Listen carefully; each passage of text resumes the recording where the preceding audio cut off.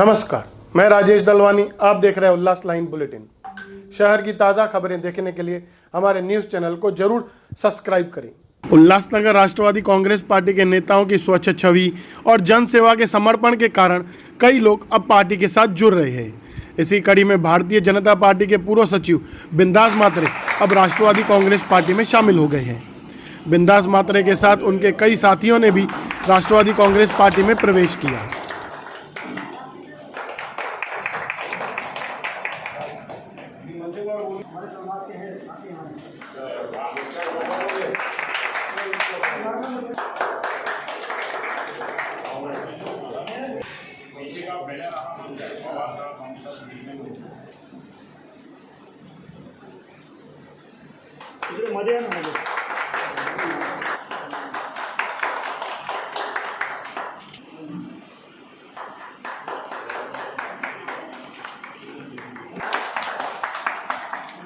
उल्लासनगर शहर अध्यक्ष हरकिरण कौर धामी जी और प्रदेश सचिव व उल्लासनगर मनपा के सभागृह नेता भरत गंगोत्री जी के प्रमुख उपस्थिति में पार्टी के मध्यवर्ती कार्यालय में यह प्रवेश कार्यक्रम हुआ, जहां और भी पार्टी के कार्यकर्ता और पदाधिकारी मौजूद रहे।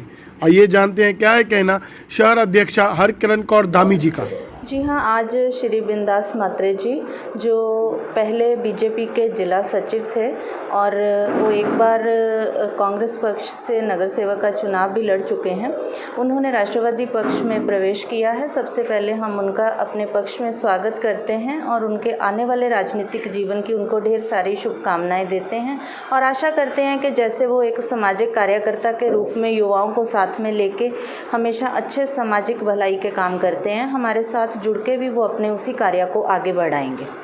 मैडम, माननीय शरद पवार जी का एक वाक्य है कि 20% राजकारण और 80% समाजकारण, पर राष्ट्रवादी के यहाँ पर कुछ समाज कार्य कुछ दिख नहीं रहा है। कोविड की इतनी बड़ी अपने वहाँ पर संकट चल रहा है, पर कहीं पर राष्ट्रवादी दिखाई नहीं दे रही, कहीं पर इंजेक्शन की प्रॉब्लम हो रही, कहीं पर पेशेंट नहीं मिल रहे, कहीं पर क्या हो रहा है, यहाँ पर भर्तियाँ हो रही है पार्टी में।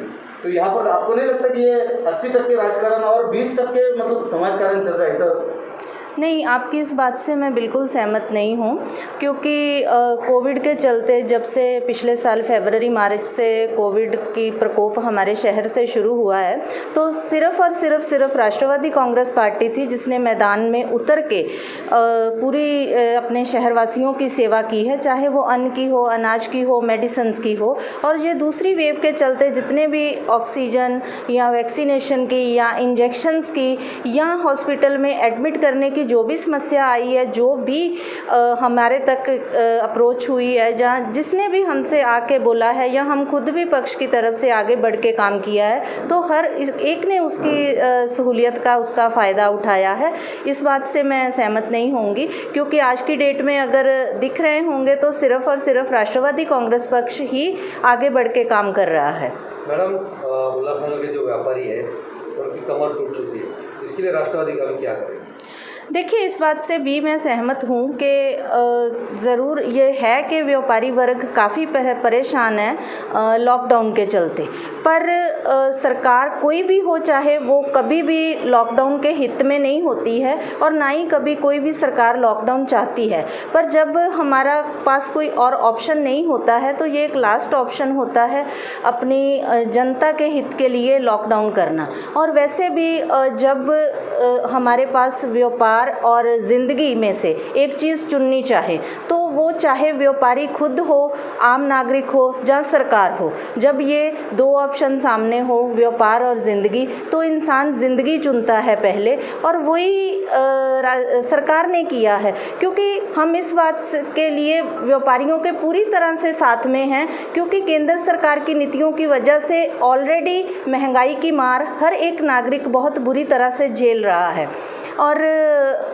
राज्य सरकार, हमारी सरकार पूरी तरह से व्यापारी भाइयों के साथ है। वो कभी कभी बहुत बार मैं सोशल मीडिया पे देखती हूँ कि मिसगाइड किया जा रहा है उनको और हो रहे हैं वो, उनको घबराने की कोई ज़रूरत नहीं है। ये समय है, ये निकल जाएगा, पर ज़िंदगी जो है उसको बचाना जो होता है वो सबसे फर्स्ट स्टेप होता है। और ऐसी स्थिति में जब हम अगर आउट ऑफ इंडिया देखें, जिधर जिधर भी जिन देशों में कोरोना स्थिति पे जल्दी काबू पाया गया है, उधर विरोधी पक्ष और सत्ता पक्ष दोनों पक्षों ने एक दूसरे पे बिना राजनीतिक टीका टिप्पणी किए हुए आपस में मिलके इस महामारी से निजात पाई है, आपस में मिलके काम किया है। तो काम करने की इस दिशा में इस विषय पे ज़रूरत है कि विरोधी पक्ष और सत्ता पक्ष दोनों मिलके कैसे काम करते हैं, मिलके वो नीतियाँ कैसे बनाते हैं। तो हमारा मानना है कि आपस पे टीका टिप्पणी करने से अच्छा है अगर हम एक प्लेटफॉर्म में आके